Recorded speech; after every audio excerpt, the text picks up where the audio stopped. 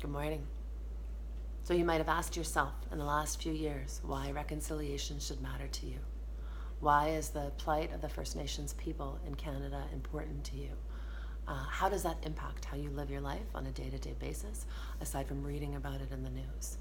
And what I'd like to do in this series of videos is pop the bubble of illusion that you might be living in so that you can begin to consider your own responsibility or accountability in supporting or creating a new way of living within our societies and our communities that brings attention and awareness to white privilege, to the stereotyping of First Nations people, to the lack of connection to resources and assistance for First Nations people,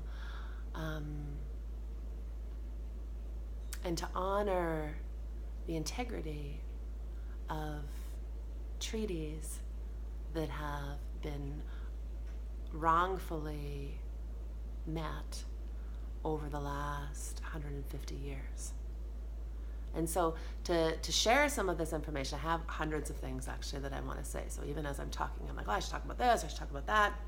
I'm going to do a whole series of videos on this. And I want to start off with why I got so passionate about reconciliation and why it's really important to me. First thing would be that my mother was brutally murdered by a First Nations man in 1995. And at the time of her death, it was quite obvious that it was a racial crime as well as a sexualized brutality towards a white woman. And in the years after her death, I started to wonder about who this person was who had killed her. And he had gone to jail for murder one and had hung himself in jail. And so finding out about who he was and what made a murderer, what level of trauma does somebody have to go through in order to be someone that would hurt another human being in such a way that would take another life, right? That would take another life. Because it's my belief that we're all born with the same light, with the same capacities within our soul. We don't just, land on this planet into a family and become a murderer. It doesn't work that way.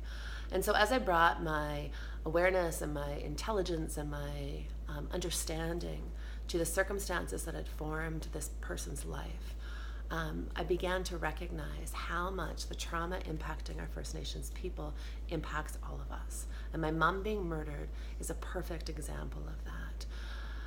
And if we do not take the time to examine our biases, our racism, our stereotypes, and start to do something different on our planet, we're going to continue to feed the energy that divides us, and what we're creating for our future generations is not going to be a place that's filled with health or vitality.